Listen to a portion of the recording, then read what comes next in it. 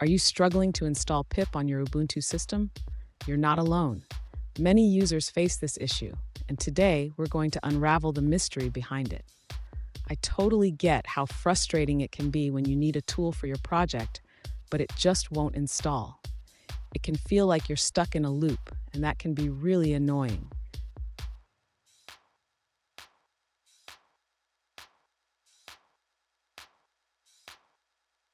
Here's the situation we're dealing with.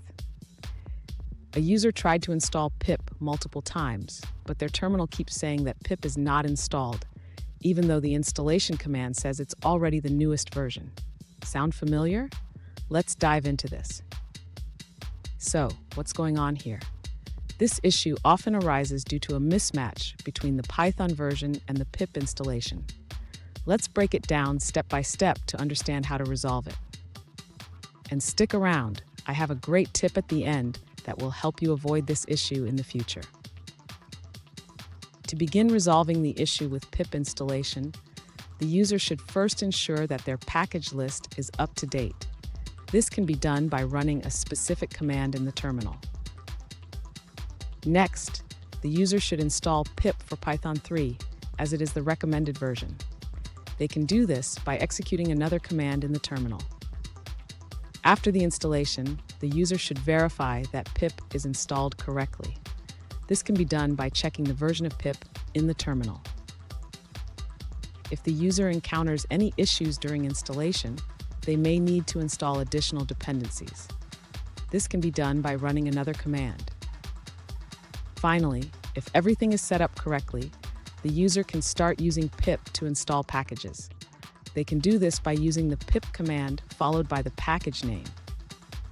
Fun fact, did you know that pip stands for Pip Installs Packages? It's a recursive acronym, which is a bit of a nerdy joke in the programming community. Now, let's look at the answers provided by other users.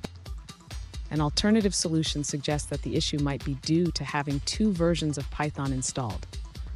The user recommends copying the existing pip file to the correct location instead of reinstalling it. To do this, first run the command which_pip to find the location of the installed pip file.